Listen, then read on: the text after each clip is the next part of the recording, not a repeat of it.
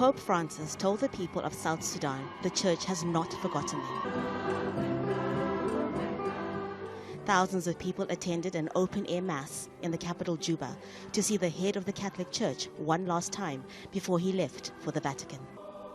The Pope once again called for peace, forgiveness and reconciliation in a country where many have been killed or displaced by conflict.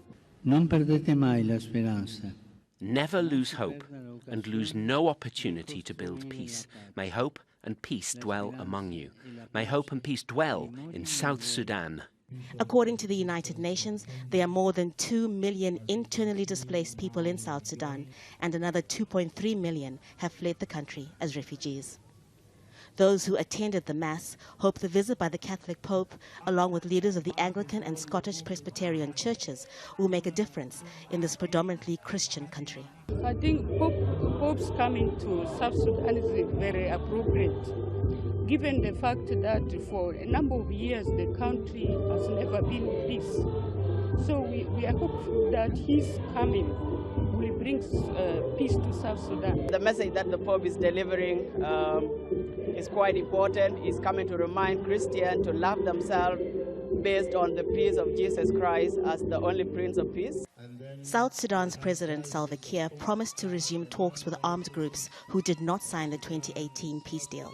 South Sudan broke away from Sudan in 2011. Then there was the civil war in 2013, with ethnic groups turning on each other. Despite a peace deal signed in 2018, there's still violence in parts of the country. People here are praying for peace. Before coming to South Sudan, Pope Francis was in the Democratic Republic of Congo, a country also struggling with conflict and corruption. His trip to Africa was meant to encourage politicians to resolve their differences and work towards peace. All people can do here is hope and pray that happens. Haru, Mutasa, Jazeera, Juba.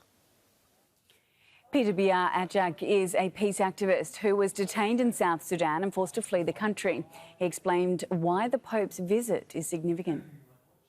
I have great hope for the visit of the Pope and the other two religious leaders, the Archbishop of Canterbury and the moderator of the Church of Scotland.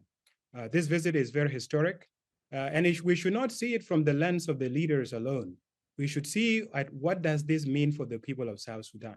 What does it mean for the faith of Christian faith in South Sudan, and what it means for the Catholic Church?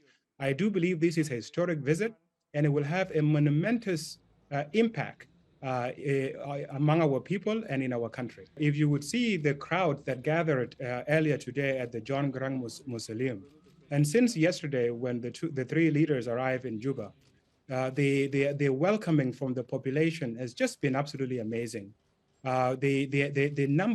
The sheer number of people gathered at John Garang mausoleum is something that has not happened since our independence. And I think this is really where the impact is. The impact should not be about the leader. What will this do for the leaders? But what it will do for the people.